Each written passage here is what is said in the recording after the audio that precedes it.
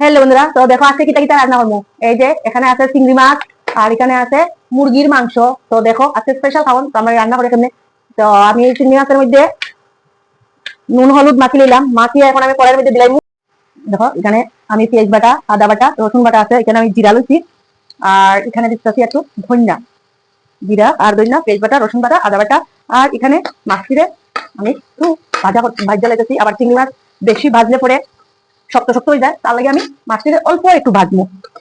তো আমার মাছটি ভাজা হয়ে গেছে, এখন আমি মাছটি নামাই দিব। এখানে আমি এখন কড়াই দিয়ে তেল দিচ্ছি, দিয়ে সেটা দিচ্ছি পেঁয়াজ, টমেটো লেগা আর দারচিনি দিয়া একটু ভাজা দিব। এরপরে আমি দিলাম মশলাটা। তো পেঁয়াজ দিচ্ছি, টমেটো দিচ্ছি, আর দিয়ে দিলাম দারচিনি।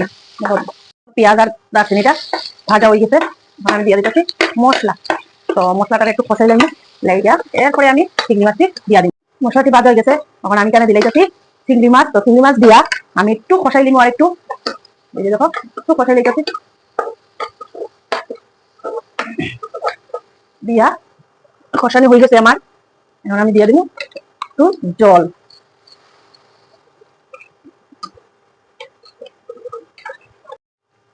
বন্ধুরা এখন আমার তরকারিটা হয়ে গেছে। তো এখন আমি গরম মশলা আমি নামাই দিব, তরকারিটা আমার হয়ে গেছে। দেখো কিরকম হয়েছে, একটু ঘন ঘন হয়ে। এখন আমি তরকারিটা নামাইলাম। আজকে তোমরা আমি দেখাইবো শর্টকাট কিরকম মাংস রান্না করা যায় বন্ধুরা। তো দেখো এখানে আমি রাখছি মাংস ধুয়ে টুয়া আলু টালু দিয়ে রাখছি, আর এখানে রাখছি মাংসের লেগা মশলা। এখানে মশলা আছে আদা বাটা, রসুন বাটা, একটু পেঁয়াজ বাটা, জিরা, ধনিয়া, আর একটু লঙ্কা গুঁড়া, আর আছে লবণ। তো এখন আমি তিনটা পুরা দারচিনি দিলে যাচ্ছি তেলের মধ্যে, তেলটা গরম হচ্ছে ওর পরে আমি দিয়ে দিব এখন মশলাটা। একদম শর্টে রান্না করবো, তোমরা এরকম রান্না করে খাইয়ে দেখতে পারো।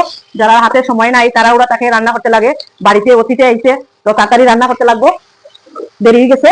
তো এই আমার মশলাটা হয়ে গেছে ভাজা, এখন আমি দিলাইতেছি মাংস দিয়া আমি এটাকে ভালো করে মিক্স করে দিলাম। বন্ধুরা দেখো এখন আমার মাংসটা কষানো হয়ে গেছে। তো এখন আমি এটার মধ্যে দিয়ে দিব জল। তো জলটা জাল হইলে পরে আমি মাংসটা নামাইলাম। আমি এখানে জল দিয়ে লাইতেছি, এলে পরে নামাইলাম। আজকে রান্না করতেছি এটা হচ্ছে পাতলা পাতলা মাংস ঝোল। এখন হয়ে গেছে আমার মাংসটা, এখন আমি একটু গরম মশলা দিব, দিয়ে আমি মাংসটা নামাইয়া নিব। তো কেমন হয়েছে বন্ধুরা একটু তোমরা কমেন্টে আমার জানাইও, মাংসের ঝোলটা কেমন হয়েছে একটু জানাইও। আমার রান্না শেষ, এখন বাড়ি লিখছি আমি ভাত। তো আজকে রান্না কি হয়েছে, চিংড়ির কষা। এই যে চিংড়ির হয়েছে কষা, আর হয়েছে মাংসের ঝোল। তো আমার মায়া চিংড়ির কষাটা খাইতো না, তো তাই খালি মাংস দিয়ে খাইবো, তাহলে হয়েছে মাংসের ঝোল।